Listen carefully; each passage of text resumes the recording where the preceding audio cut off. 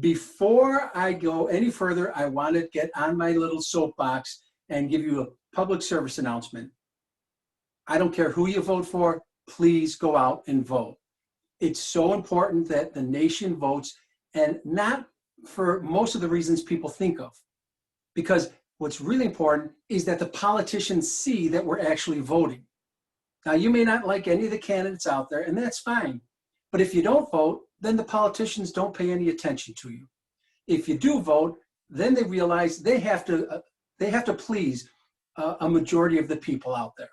And what that does is it forces them to work together on both sides of the aisle. Doesn't that sound wonderful? That's what voting does. When we put a 40% voter turnout out there, that means that they can handle those people a lot easier than if we had a 70 or 80% voter turnout. That's the only way you get the politicians to work for you, is to go out and vote, because they'll realize maybe next time a majority of those people won't vote for me. So please go out and vote. Now, after that public service announcement, I'm getting into the fun that we're here for, because I just love when it comes around to campaigns, especially presidential campaigns. You learn so much about the candidates. You learn so much about the issues. You get all the straight information, and it's all put out there so conveniently for you. And nowadays, with our technology, you get all sorts of, it's right at your fingertips, all the information. So you know exactly what you need to know. And everything is understandable and above board. And that's why I love it so much. I really enjoy the commercials on TV, because they encapsulate so much so quickly and so honestly that, well, it makes it so simple for me to vote. Okay, now you know I've been sarcastic here, don't you? If you didn't, I'm telling you right now. Of course, we don't learn everything we want from the campaigns right now. We don't hear the platforms as put out there as honestly.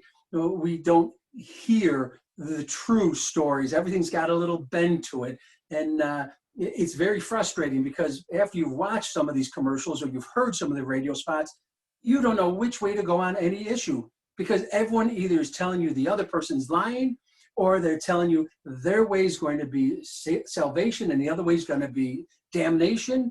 It's all clouded, and it really makes it hard for you to decide. And you just hope and wish that someday there'd be a campaign out there, just like the good old days, like our founding fathers, when everyone was above board and up and honest, and you knew exactly where everyone was coming from, and we always got the right person in office, because there was no chicanery going on. Guess what? You don't want to wish for that, because life back then is actually worse campaigning than it is now. Yep. I'm going to tell you, the down and dirty of today is nothing compared to what I'm about to tell you about. And that's why you're here. So let's get to it. I have to honestly tell you, they started out on the right foot.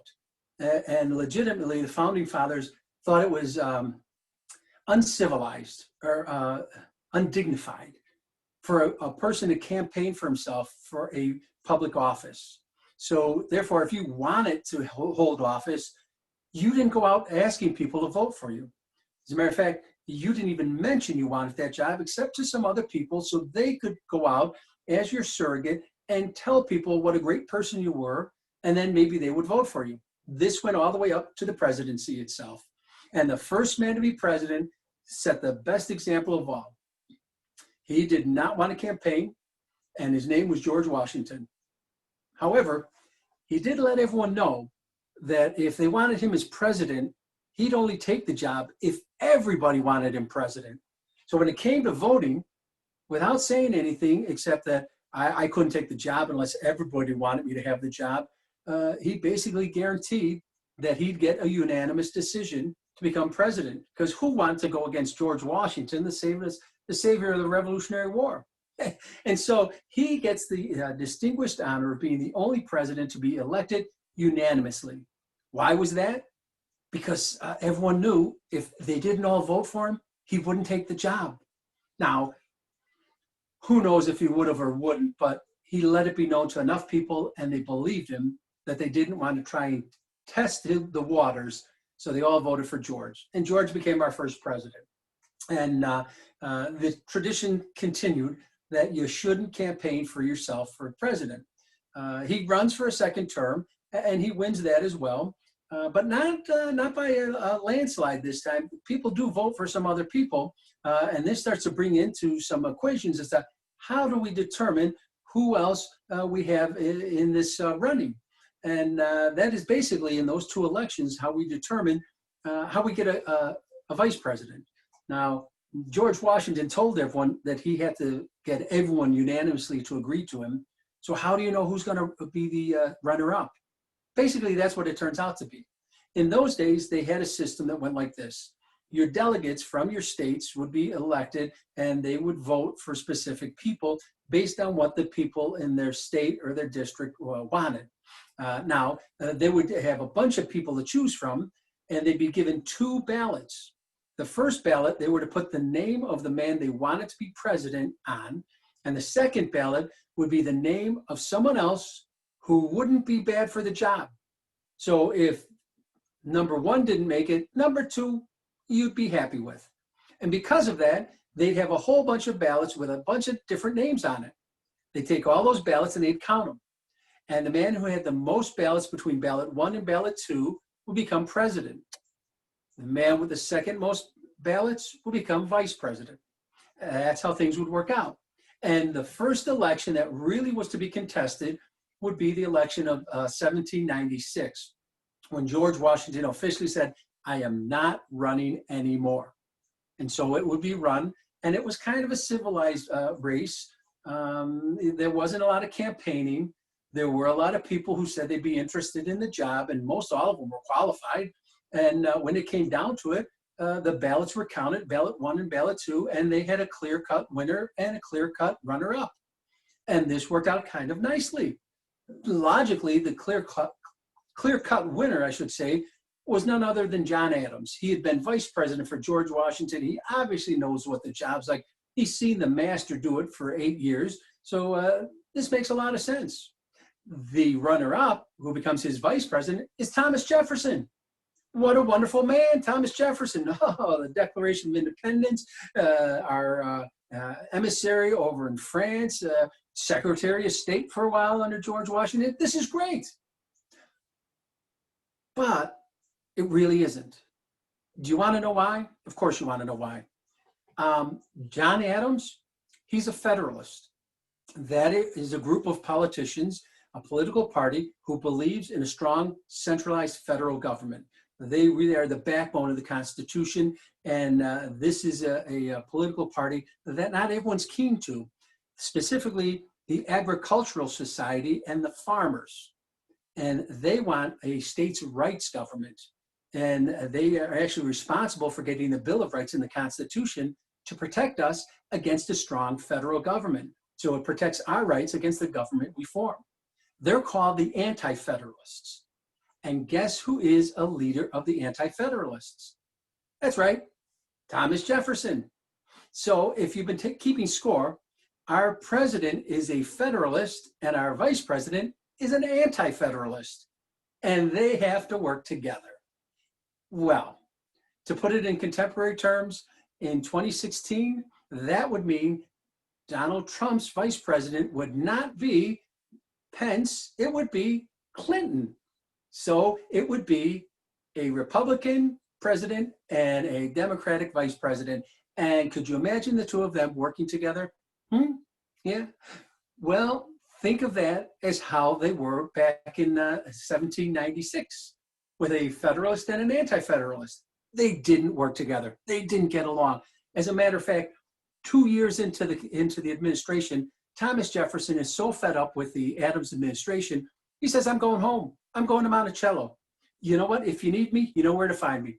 My job as vice president is basically to take over the presidency if something happens to the president. So until then, adios. I'm a ghost. I'm out of here. Because Adams isn't using him in the administration because all the policies Jefferson wants are completely opposite of what the Federalists want. He's the Anti-Federalist leader, after all. Well, long story short, Jefferson goes back and he's just going silent. Never forgets, okay, he's just going to go home. He's going to read his books. He's going to document all the scientific things. And that'll be the last we hear of Thomas Jefferson, a young man who's retiring to Monticello. Wonderful for him. However, something funny starts happening. These newspapers start publishing articles that are really interesting and kind of fascinating. And they have to do with the Adams administration and what goes on at the presidential mansion. Now, that's what they call the White House at this point in time. And these stories are just unbelievable, but they've got to be true because the publishers claim to have it on firsthand account from an unnamed source in the Adams administration. And it gives some details that make it really kind of believable. Who could be giving all this dirt on the Adams administration? Do you want to hear what some of the dirt is? Sure you do. Everyone wants to hear dirt. Number one, John Adams, he's trying to get his son married off to the King of England's daughter. See, that way there'd be a connection between England and the U.S. through blood. And it's how a lot of the countries in Europe keep themselves out of war and kind of get themselves friendly and cozy up for business purposes. Yeah, Adams is trying to do that. And he sends his Secretary of State over to get, the ball rolling, so to say, on these things. Oh, and on top of it, while the Secretary of State's over there, he's got another assignment. And you won't believe this. He's to bring back 4 beautiful women. Not just any type of beautiful woman, beautiful professional women. And those 4 women are brought back from England for the Secretary of State and John Adams to have wild orgies with. 2 girls apiece, handpicked by the Secretary of State for him and John Adams. This is what's going on in the White House. This is scandalous. I can't believe this. We've got to get this man out of the White House right now. He's trying to, and by the way, I didn't mention this before, but I think I should now. Getting cozy with the King of England? Didn't we just have a war to declare our independence? Didn't you lose some relatives during that war? Didn't your neighbor lose an arm and a leg during that war? Didn't we have a whole bunch of Americans sacrifice to get away from the King of England? And now this president is cozying up to him? This is no good. This is bad, bad, bad. Yeah, and wow. I mean, I don't know how you can question this because it seems pretty believable. I mean, this source gives some good details, must know the administration inner workings. I just wonder who it is in the administration that is doing this. Doesn't it pique your curiosity? Well, it doesn't take long to pique your curiosity and get the answers because the papers that are publishing these articles, they are anti-federalist papers. And it doesn't take long to figure out they're trying to make John Adams look bad for someone who probably wants to run for president of the United States of America. And on top of that, the main publisher behind these articles, the one who supposedly got the interviews, is a friend of a guy who we all know because he lives in Monticello. He wrote the Declaration of Independence. He's vice president of the United States of America. You've got it. It's Thomas Jefferson. What a coincidence. Well, it's obvious what's going on. Jefferson's feeding stories to the papers. The papers are printing them to try and make John Adams look bad. And without saying anything more, everyone knows that Thomas Jefferson wants to be president and he's going to run in 1800. And he's starting his campaign by making Adams look bad. John Adams supporters understand this. They go to Adams and they say, Mr. President, you've got to fight these charges. You've got to dismiss this. You've got to make them stop. John Adams says, no, I don't. Because see, if I address these issues, which are all lies, then I'm giving them credibility and longevity.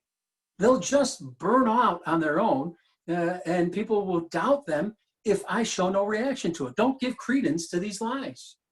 That's a really nice thing to do, isn't it? Yeah, but it's not working because more and more people are questioning and wondering what John Adams is really up to here. And they start hearing stories about how at one point in time, John Adams thought the presidency should actually be a job for life. Once you're elected president, you should have it until you die, because you don't want to keep retraining someone to have this very important position. And then whispers start going out that John Adams not only was talking that way during the Constitutional Convention, but he also thought we should be treated more like a monarch with a little bit of prestige and notoriety because of the job we will be doing as President of the United States of America. Now this is all sounding rather true, because now the rumors are coming from all sorts of different directions. And his supporters say, Mr. President, you've got to address. Absolutely not. I'm going to stay above the fray. Very honorable of John Adams. Well, it gets to the point where his supporters say he may not want to address it, but we'll fight against it. If he won't address these charges and tell people that they're lies, then we'll just tell you what we think of Thomas Jefferson, because we know he's behind all of it, even though he's pretending like he's got nothing to do with it. So they start digging into Thomas Jefferson's life, and they start pointing out in articles and papers that are Federalist papers, what a terrible job it would be if we elected a guy like Thomas Jefferson president. He's an atheist. That means he doesn't fear God in any way, which means he doesn't think any laws are above question. He's a educational egghead. He's a snob. He's a theoretical person. He doesn't know the meaty, greedy, and the down-to-earth problems of the day. He's all in the books, and he looks down on you. He's an elitist. My goodness sakes alive. Can you imagine an elite atheist running our country? Now, I know it's a separation of church and state, but a God-fearing religious man is not going to want an atheist running the country, because he'll take away your Bible. I don't care what Bible you have, he'll take it away. He'll see nothing wrong with the sins of the commandments. That means he'll allow people to kill each other in the street willy-nilly. Children will be put on pikes. Blood will run cold right down the middle of the streets.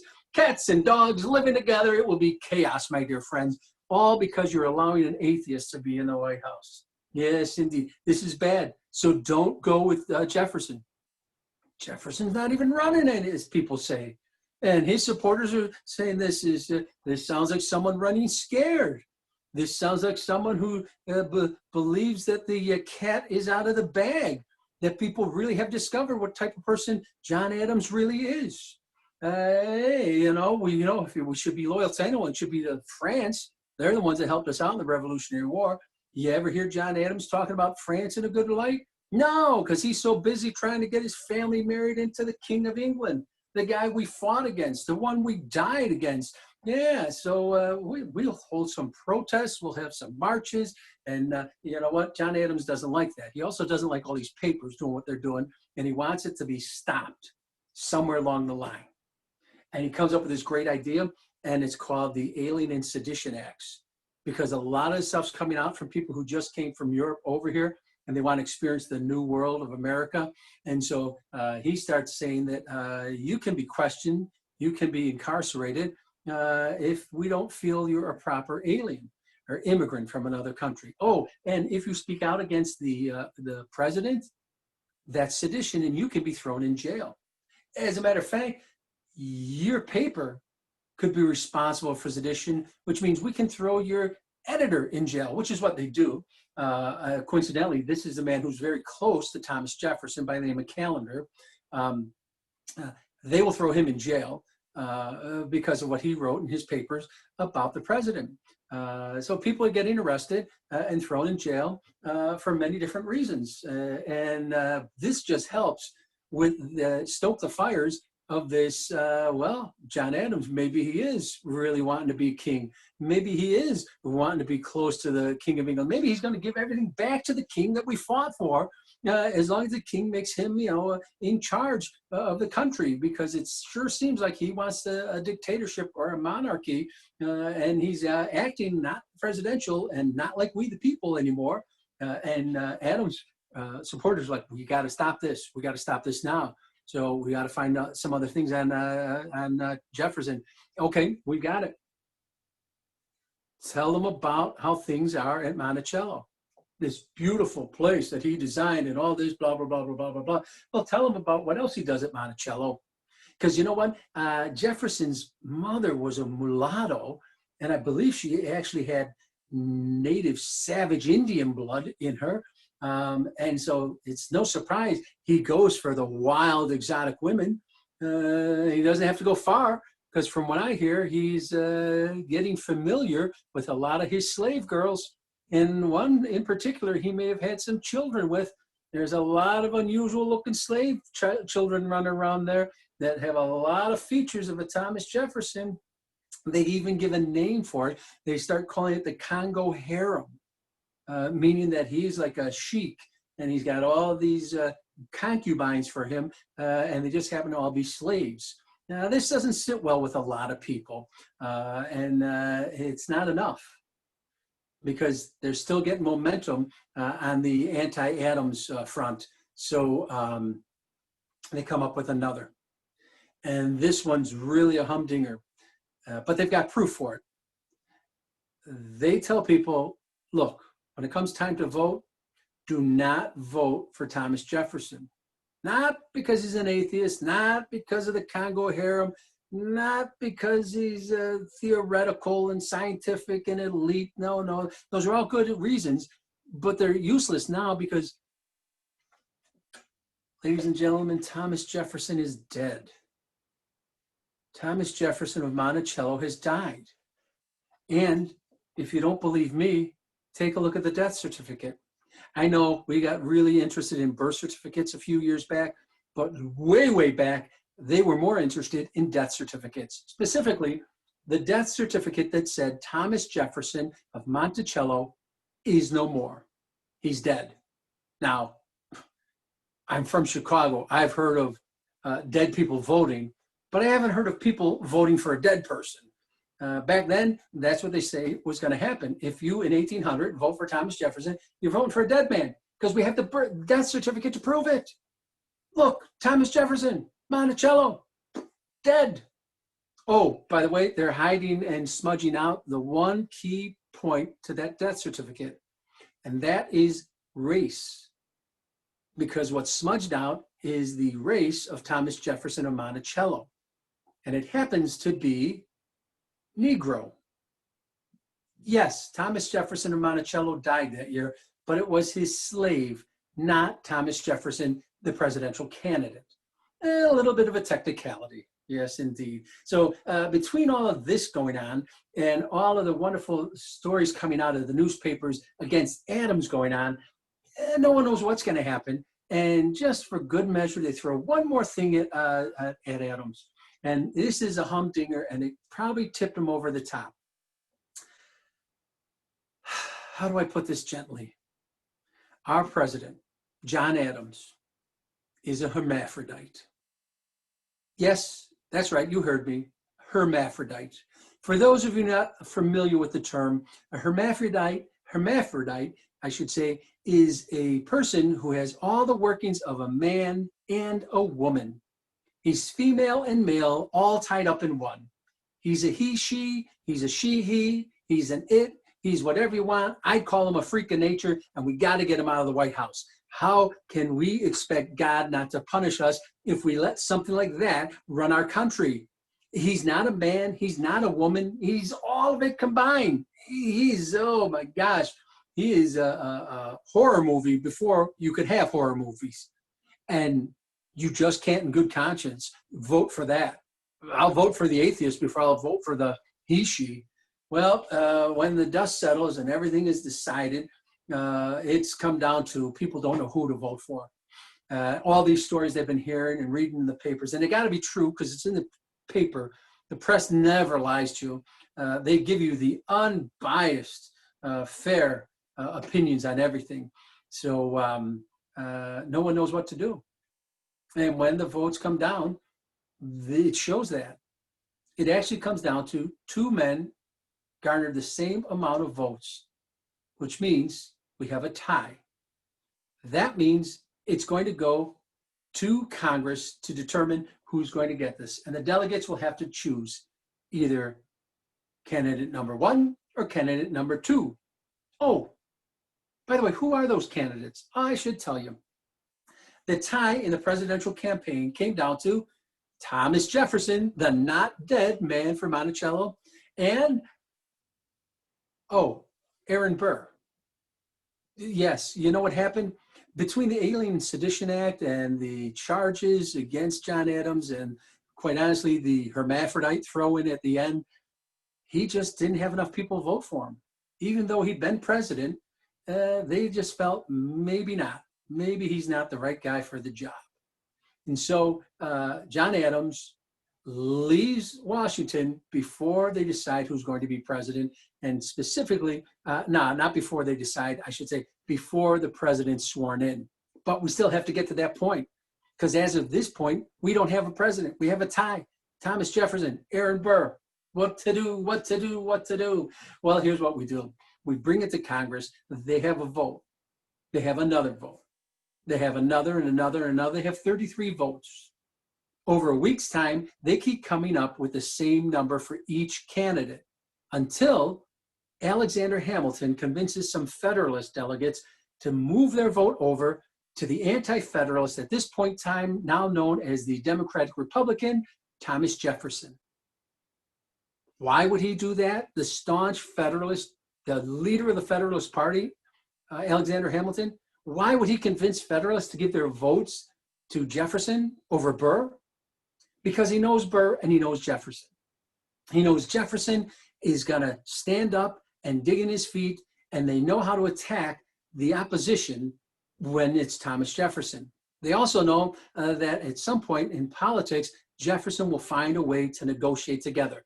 That's a whole nother story, but Jefferson and Hamilton were involved in the whole point of the capital moving from New York City to Washington, D.C. But that's for another day, or go watch the Broadway show. Both explain it nicely. So they know they can work with him in some form or fashion. As for Burr, he can't be trusted. Hamilton's had business dealings with him. He's cheated him left and right. Hamilton knows that Burr will promise anything to anyone, and nobody knows if he's a Federalist, an anti-Federalist, independent, who knows what, because it depends on who he's talking to. That's how he is. So he can't be trusted. So the votes move, and we finally have a president, Thomas Jefferson, and a vice president, Aaron Burr. Out of that, we'll get two really good things. First thing is, people are so sick and tired of this campaigning where you just lie and cheat and smear the other one, that from that point on, for about 2 decades, campaigns will run pretty smoothly, and people will start to decide on the person, not the party. Part of that also is because through all this infighting, the political parties start to fall apart. And for a couple of decades, there really isn't a strong party. The Federalists kind of fade out, because what happens with two Federalists, Aaron Burr and Alexander Hamilton, in the form of a duel, kind of lose all of the luster of the Federalist Party. The Democratic Republicans are really just the people, and so they don't feel they need a party because it's just the people in charge. It's the ideal way that we wanted things. It's actually what George Washington suggested when he gave his farewell address. Get rid of the political parties, because nothing will get done, because candidates won't be allowed to work with the other side, or for fear that their party won't support them anymore. And at some point in time, the candidate will be working for the party instead of the people they represent. George Washington said it best. He said, I am the president of all the people, not just the ones that voted for me. Especially, I'm the president of those who didn't vote for me, because the ones that voted for me agree with me on the stance I take. The ones that didn't vote for me disagree. So I need to make sure that their voices are heard, so we can find a way to work together and compromise to the middle, so that everyone has something to do with our country. And we all will be a little happy, and we'll all be a little upset, but we'll all work together. So that's why he wants to get rid of the political parties. And they kind of almost organically do that over that period of time. Oh, and one other thing happens during this election. They realize we got to figure out some of the stuff. Number one, we got to figure out the vice president thing, and we got to kind of run them together. And number two, we got to make sure that every state is heard from. It's starting to expand a little bit. And if you just have to win the popular vote by who has the most ballots, then some states aren't going to be heard from. because you'll just go where all the people are. Maybe Philadelphia, Boston, New York, maybe a little stop here or there.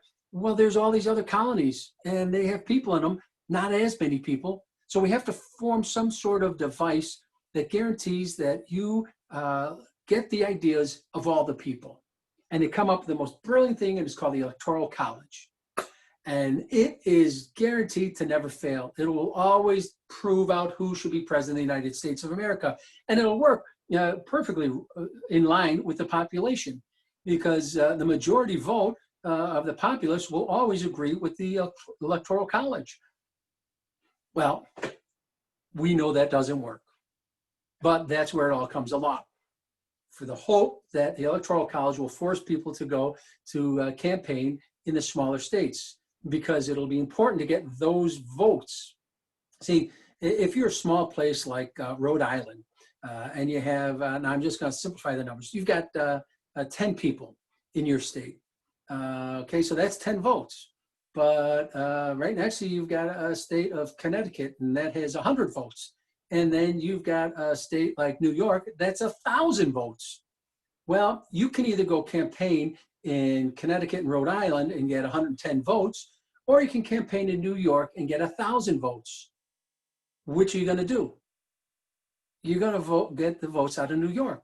The Electoral College says, okay, New York, you're going to get three electoral votes. Rhode Island, you're going to get 2. Connecticut, you're going to get 2. So now, do you just campaign in New York and get those 1,000 votes and 3 electoral votes? No, because you won't have enough to win the Electoral College. Now you have to go to Rhode Island or Connecticut or both to get 110 votes, but also 4 Electoral College votes, which is 1 more than New York. You see? And the only way it works out is when the majority of the people vote.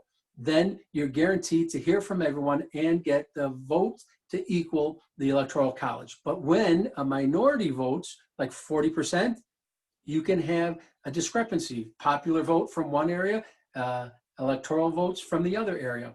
And that's when you have people saying it wasn't a true election.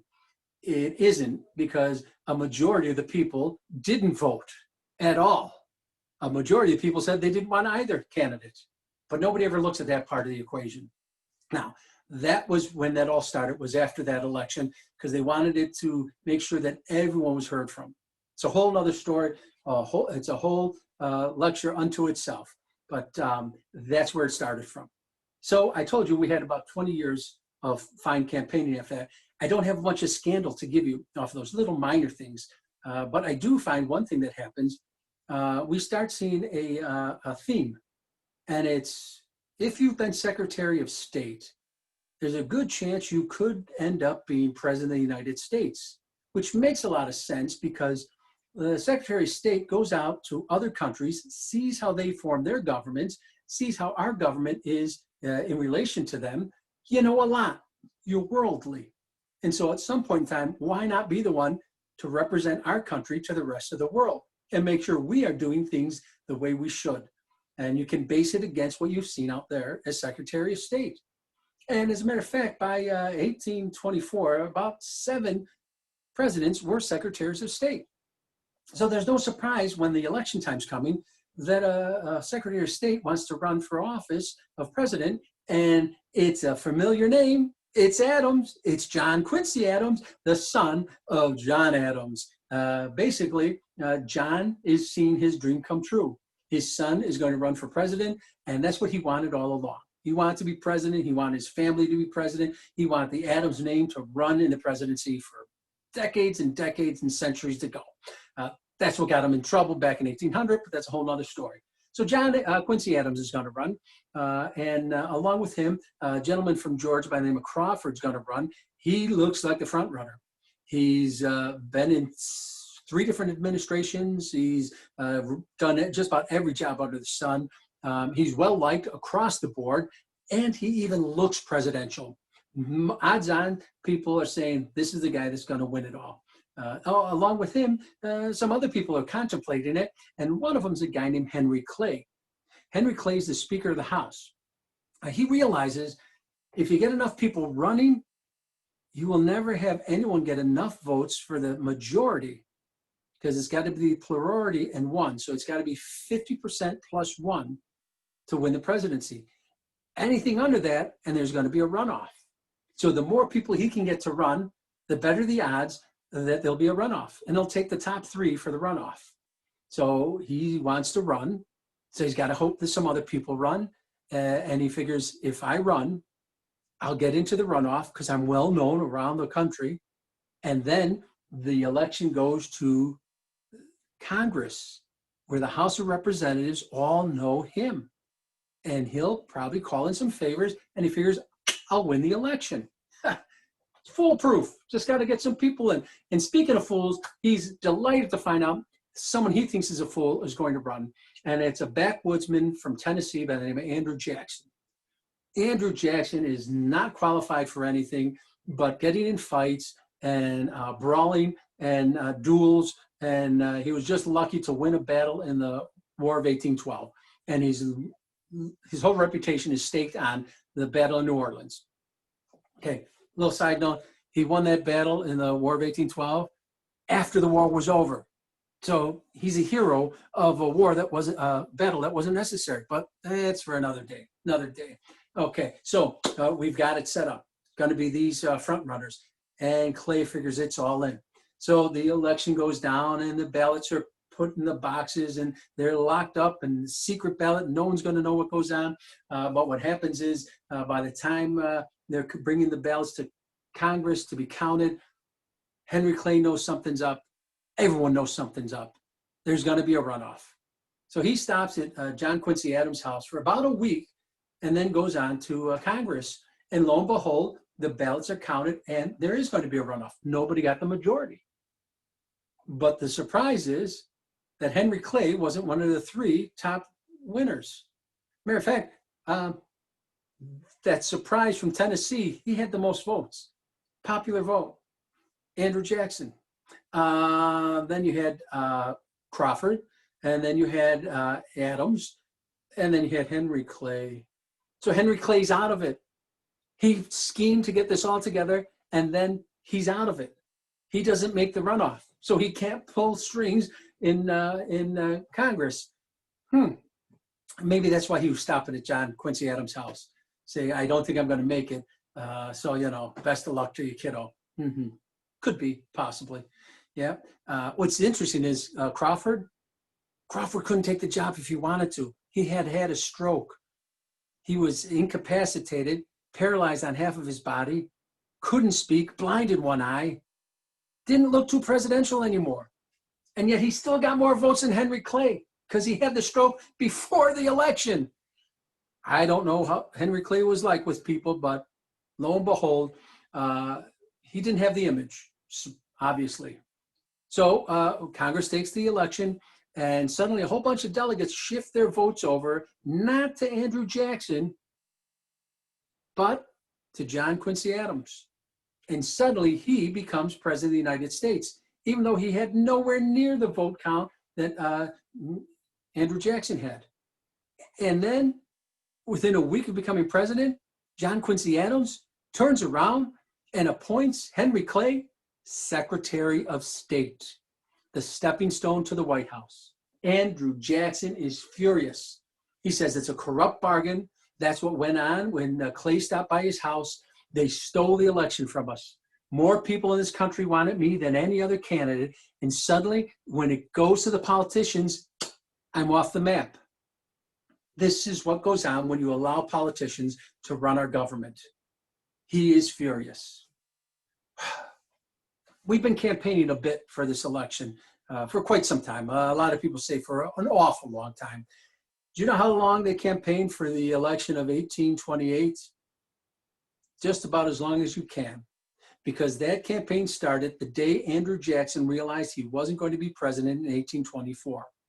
He literally started campaigning, telling people that he was going to run again because they stole the election from him. They usurped the power of the people. He goes home and he talks to people. He says, you voted for me. More people voted for me than anyone else. And yet here I am with no job whatsoever. And there they are, the thieves, Henry Clay and John Quincy Adams, sitting there in Washington and laughing at us all. We've got to prove to them that the people's voice can be heard. You like me. A lot of people like me, but I'm not president. Why? Because of this thing they put together called an electoral college. And you see, you got to get votes in specific areas. It doesn't matter that you get more votes than anyone else, because if a lot of those votes are in one state, it doesn't count as much as getting some votes from another state because of this thing called the electoral college. So I'm going to fix that. I'm going to become buddies with people in strategic spots throughout the country. And if they can get me the votes I need to win their states and get their electoral college votes, I'll win the next election. And to do that, I'm starting a grassroots campaign. Someone should have told them the candidate doesn't start their own grassroots campaign. That comes from other people. But Andrew Jackson's different than other people, and he starts his own grassroots campaign. And he does it by the Spoils Act. He says, to the victor go the spoils. So if you get me into office, if you get me the votes I need in your district, in your state, I hear tell you'd like to be Postmaster General. Well, if I'm president and you get me those votes, you're going to be Postmaster General. And I'll go to someone else. I hear tell that you'd like to be in charge of the water reclamation. If you get me the votes I need in your state and I win that state and I become president, you are going to be in charge of water reclamation. He has a patronage system he puts out there all over all of the states.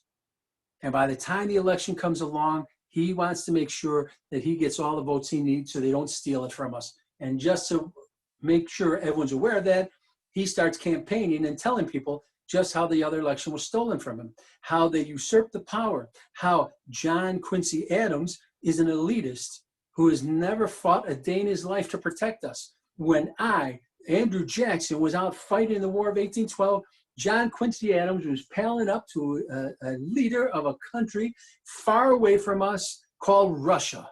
He was like this with the Tsar of Russia. The Tsar, by the way, is someone who thinks they're just one step below God and about 2 steps above emperor. And that wasn't the worst of it, boys and girls, moms and dads. Not only was he pals with this guy from Russia, he had something else up his sleeve. You know how they became pals? He brought along his servants, and one of those servants happened to be a 16-year-old maid. And he had her deflowered by the Tsar of Russia. He pimped her out and made her a prostitute to the Tsar of Russia as a favor so they could be palsy-walsy. This is what he's doing while we're fighting a battle to keep our independence. And this elitist is over there pimping it out. See, he learned something. Sex sells.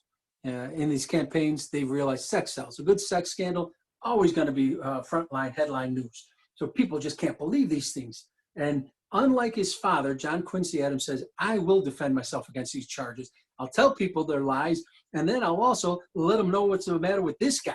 Andrew Jackson's a loose cannon. You can't have him as president of the United States of America. He loves to fight. He loves to spit. He loves to curse. Very ungodlike. He gambles. He owns racehorses. He duels. He's killed people. He's murdered 6 soldiers in the times of war. And if that's not bad enough, my dear friends, he's broken a couple of other commandments as well. He's an adulterer, and he's married to a bigamist. Now, you cannot have him as president of the United States of America. This is despicable. Terrible, terrible, terrible. The accusations keep coming back and forth between the two. It's unheard of. People don't know what to decide. And when the dust settles, they finally realize we have to elect one of these 2 men. When the dust settles, I can tell you here and now, one of those candidates was lying. The other candidate was stretching the truth. Some things were actually completely 100% true that he was saying, but some were stretched a little bit. But any way you look at it, one was bending the truth and one was outright lying. And the outright liar became our next president of the United States of America, Andrew Jackson, ladies and gentlemen. Yay! Yeah, all those things he was saying about John Quincy Adams, they're lies. They're lies. The only true thing about it is he was in Russia as an ambassador. His dad was grooming him for the job of president, sending him out to all these other nations to see what's going on so he could make the caliber to become Secretary of State, so he could make his way to the presidency. Okay. As for the prostitute now, nobody knows for sure. There's not enough proof one way or the other. So he just lied about everything. As for John Quincy Adams, you're saying, Terry, those were truths about Andrew Jackson? Yes, yes, yes, yes, yes. Kind of, and yes. He did love to fight, swore, cursed, bet, loved playing cards, went into several duels, won them, and admitted freely that he had broken the laws, but out in the wilderness, those weren't laws. So you could fight and duel. So he was admired for all of that. But murdering soldiers in the War of 1812? Technically, yes. But let me tell you the whole story behind it. See, because it's a good soundbite, and nobody wants to stick around for the explanation. Sound familiar? It's what they do now. Yes, those soldiers were killed, and they were soldiers in the War of 1812, and they were under Jackson's command. But those soldiers led a mutiny or a desertion of over 200 soldiers going into battle. They were all captured and had to stand trial. The leaders, the 200 were given hard labor, but the 6 leaders had to stand trial in a military court-martial. And they were found guilty of desertion and leading desertion in times of war. The verdict for that is death by execution. Because he was the commander, he had to sign off on their death certificates. So yes, technically, he killed those 6 men. But he did it through the rules of the military law. And he wasn't the first general to do that. As a matter of fact, he wasn't even the first presidential general to do that. First one to do that was George Washington in the Revolutionary War. But you never get that part of the story in the campaign. All you get is Andrew Jackson killed these innocent boys who were soldiers of ours. Now, the truth is the military looks down on desertion, especially during war, because if they didn't, everyone would do it instead of getting killed. So they have very severe punishments for it. And they had to do that as a deterrent for other people. And the same goes for adulterer and married to a bigamist. Yes and yes, with an explanation, which again, nobody wants to hear. He was sleeping with another man's wife. That's adultery. And his wife was married to 2 men at the same time. That's bigamy. But as soon as they found out that was going on, they put an end to it. So here's the story. Rachel Jackson is married. She's married to a guy who doesn't want her and she doesn't want him, and they're going to get a divorce. In those days, women had no say-so on anything. So he says, we're divorced. I got the paperwork. He doesn't give her any of the paperwork. He just says, we're divorced. She goes on and she falls in love with Andrew Jackson, thinking she's divorced. They get married. As soon as they're married, lo and behold, this guy produces the proof that he's not divorced from her and embarrasses her. Jackson immediately separates from her, gets his friends who are lawyers to file on her behalf papers of divorce, and gets proof positive that she is now divorced. Then and only then do they remarry in a civil union, because they can't go through all of the technicalities again because of the whole embarrassment. This happens long before he's running for president. And this is the thing that gets him in a lot of fights, because people will say stuff about it and he'll defend her honor and get in fights. So John Quincy Adams' campaign is trying to get him into a fight by bringing this up, and he never bites for it enough. And so that's how he wins the election. That, and the fact that he was telling a whole bunch of lies that scared some other people away. And lo and behold, he becomes president of the United States of America. As for the spoil system, he puts that patronage to work and gives those people all those jobs, and actually gets a lot done while he's at it. So in this case, he was a little bit lucky, but he used it to his advantage. He was a straight talker. He talked like the people, but he also worked on behalf of the people, and actually was the last president, I think, to balance our budget completely and leave us with an unbelievable surplus for years to come. But that's a whole nother story for a whole nother day. And as for John Quincy Adams, like his father, he leaves before the inauguration of the next president because he's mad at everyone who didn't vote for him. And then he goes on to run for Congress, becomes a House of Representative, and he spends the next, I don't know how many years of his life in Congress as a representative, trying to put down every policy that Andrew Jackson is putting forth. So they're both happy. One became president, the other is the only president to go on to be a representative. He went the opposite direction most people go when they're running for president. So it's a win-win, but it's not, because there is one victim in this story, and it's Rachel Jackson. All these stories and all this bringing up the past just destroys her, literally and figuratively destroys her. She ends up having a stroke, and she dies before Andrew Jackson takes the oath of office. She lives long enough to know he won the presidency, but she never sees him in the office. And for a while, for a long while, because of that, families are off limits in the campaign trail. But we know that's not true anymore, do we, folks? So maybe some people should look back a little bit towards that campaign to see you can harm innocent bystanders who just happen to be married or related to the man running for president. They're not running for the office, so they should be off limits. I'm looking at the clock, and I could go on and on and on, but I do want to tell you a couple quick interesting things before we open up for question and answer.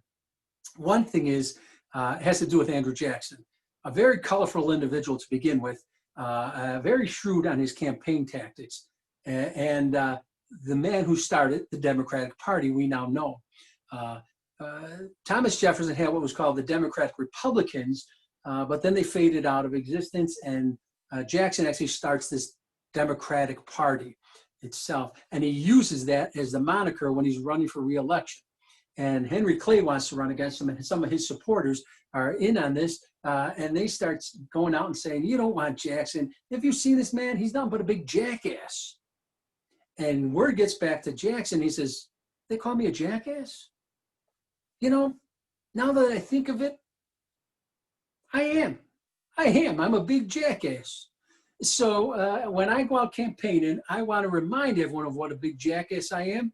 So I'm going to start bringing out with me a donkey, better known as a jackass. And that, my dear friends, is how the Democrats get the mascot, the donkey, because Andrew Jackson agreed he was a big jackass. Now, to be fair, in this political climate, I should explain to you then how the Republicans got the elephant, and I will.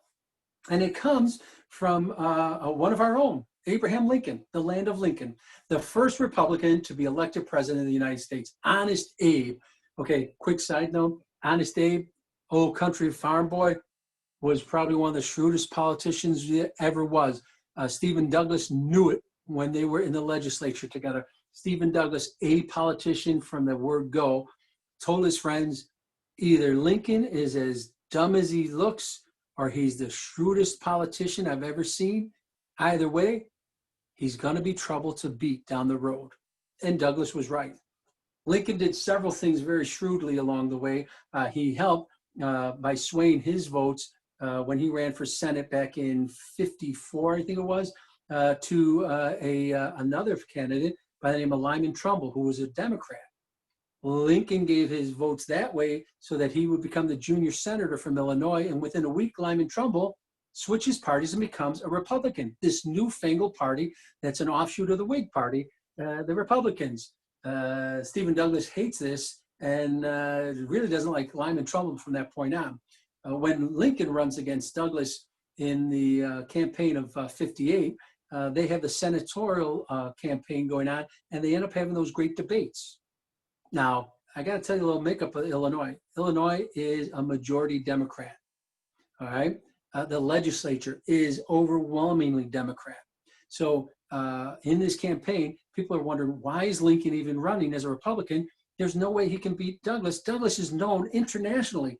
He's the second most powerful politician in the country outside of the president, because he is in charge of the Territories Committee, kind of like the House Ways and Means. Everything goes through him. So I'm not going to get into it too far, but Lincoln realizes this, and he knows there's no way he can win the election, but it's an easy way for his points to get out to the rest of the country. Because whenever Douglas speaks, newspapers write. And in those debates, they came to write not only about Douglas, but the man who opposed him, Abraham Lincoln, and his ideas and issues and platforms that were national platforms for a state position get out to everyone. And although he loses that election, his name is out there. So when it comes time to determine who should be a representative for presidential campaigns on the Republican ticket, Abraham Lincoln sneaks in a very interesting way. The front runner is from New York and Ohio. They both want to have the convention. They suggest to put it in neutral territory, and a neutral place would be the Wigwam in Chicago, a Democratic city, a Democratic state. There'll be no influence or chicanery. The leading Republican is Abraham Lincoln, and he says he's going to be busy down in Springfield. So they come to Chicago to have this convention to determine which of these candidates is going to win. When they see all these Democrats with signs, and they rush the wigwam saying, Honest Abe, he's our man. Old rail splitter, he's the guy for the job. When they have a tie going on for days upon end, they finally realize, you know what? If Lincoln, a Republican, can be admired by all these Democrats up here, maybe we should give him a run and see if he can get some of those Democratic votes away from the others. And so they nominate Abraham Lincoln. Now, the surprise is most of those Democrats up there in Chicago weren't from Chicago. They had free tickets on a train from central and southern Illinois, where the Republicans live, for a trip up to Chicago as long as they carried around those signs, and made people think that it was all these Democrats who loved Lincoln. It was a very shrewd move, and it got us our president in 1860. And in his reelection is when he comes up with the moniker and the mascot of the elephant. And it's because of what was happening during the Civil War. During the Civil War, his generals would meet with them, and they'd map out their battle strategies. And in certain specific key battles, you'd have the elite regiments of Lee's army. And whenever they were facing them, the generals or their subordinates would say, it's like facing the elephant. And Lincoln said, why do you say that? And they say, sir, because it's hard to bring down an elephant, and it's hard to bring down these elite troops. Lincoln said, I like that. And when I run for re-election, I want people to know it's going to be hard to bring down a Republican. And to remind him of that phrase, I'm going to put out as our mascot the elephant, something that's hard to bring down. So that's how we got our mascots. The Republicans got the elephant from Abraham Lincoln, telling you it was hard to bring down a Republican. And the Democrats got the donkey from Andrew Jackson, who didn't mind being called a big jackass. So there you have it. On that note, what I'm going to do is open it up to you for questions from the audience on the campaigns that I talked about, or maybe some others. And we'll figure out which way. Let me know the questions, and I'll give you the answers I can. Okay, it was really good, Terry. Thank you. Oh, thank you. Yeah, very nice. So I'm monitoring everything. I don't see anything yet. Sure. Maybe people are typing. We'll see. While they're doing that, I've got a great little story for you on negative campaigning backfiring. And this has to do with William Henry Harrison, the best president we ever had. His administration was flawless. William Henry Harrison, known as Old Tippy Canoe and Tyler too, was running for president. Now, he was older. He was 65 years old, and they thought that was way too old. They thought he was too weak, and he was too rich and wouldn't pay attention to the job. So those running against him said, I hear tell that he said, as president, he just wants to sit on his log cabin porch and sip hard cider. Well, number one, he didn't even have a log cabin, but this got back to Harrison, and he thought it was funny. And he says, well, I'm going to prove to him that I'm not too weak to run for the job. And I kind of like that phrase they were saying. So he goes out on a whistle stop tour, and he gives speeches from the back of the train, and he shows how energized he is. And he even decides he's going to have parades to go to wherever he's speaking when he gets into town. So he gets off the train and he's going to march down the street, and people are going to support him and they're going to follow behind him. And to really get him going, they have this 9-foot aluminum ball, and you can push the ball to the speaking arena. And that's where we get the phrase, keep the ball rolling. Because to keep the ball rolling is to push your way into the center where he's going to speak. And if you help push the ball in, you get a reward.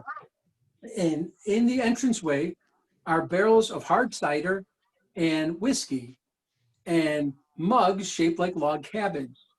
So if you support William Henry Harrison, Old Tippecanoe, and you keep the ball rolling, you're going to get a mug of whiskey or cider given to you by the distributor of those elixirs, a man whose last name is Booze. And that's where we get the nickname for Booze, is from this C.J. Booze, I believe is his name.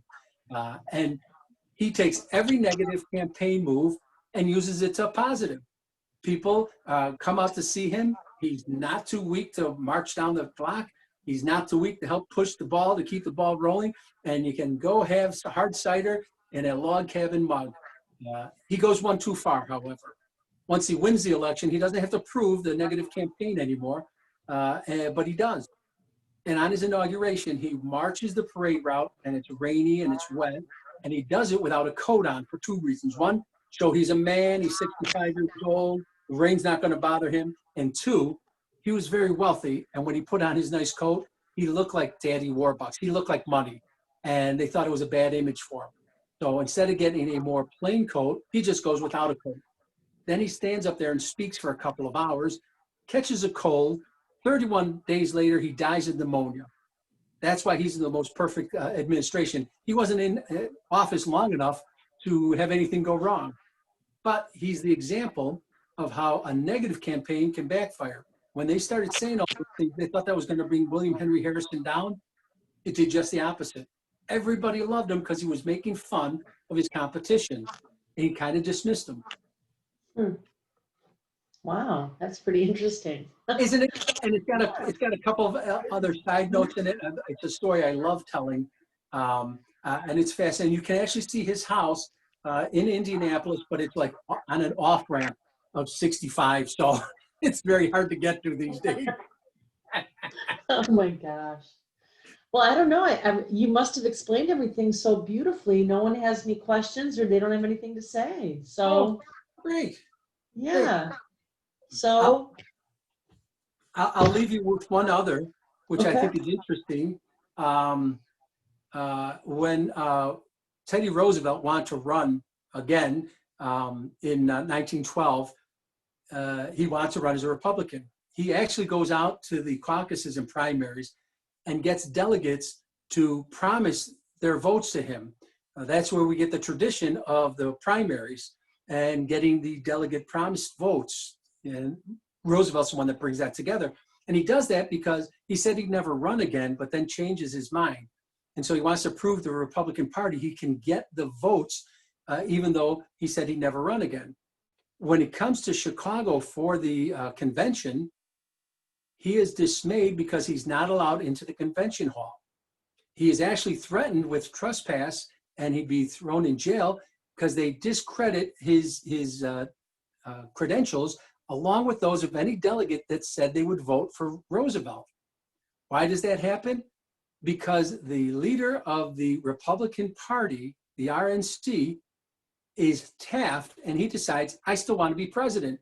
And if Roosevelt comes in this convention, he's going to steal the convention from me. So instead, I'm going to steal it from him. So ironically, the most famous Republican president since Abraham Lincoln is denied entrance to his own party's convention because they say, you're not a Republican. And it's Theodore Roosevelt. It infuriates him. He ends up running for the Progressive Party. They become known as the Bull Moose Party because after Roosevelt takes the nomination, he goes up to Milwaukee, gets shot, gives a 90-minute speech before he lets anyone address the wound in his chest. And when he's recovering, he tells the press, I'm as healthy as a bull moose. That's how they get the bull moose for their party. And as a third-party candidate, he comes in second place, splitting the Republican vote. So the Republicans were worried about him, and he literally gives the election to Wilson, the Democrat, because he takes enough votes away from Taft, but not enough away from Wilson to win the election. All because they wanted to deny him what everyone knew. He was probably the most famous Republican president outside of Lincoln. Had to Wow. throw that extra one in there for you. That is a good story. Wow. Gosh. Thanks. Well, Terry, you did a great job. Thank Oh, you. thank you. It was I really always love nice. coming out here. Yeah, it's really great. So we'll have you again sometime. How about that? Oh, wait, Definitely. somebody's saying something. Oh, she says, Heather says, deeply appreciate the program. Thank you so much. Thank you, Heather. Thank you for Oh, coming. yes. Yes. Thanks. Yes, definitely. Definitely. Definitely my pleasure. I'm glad we were able to put this together for you. Yes, me too. Me And too. please do me a favor and vote. I agree. Thank you. Yeah, get out and vote because,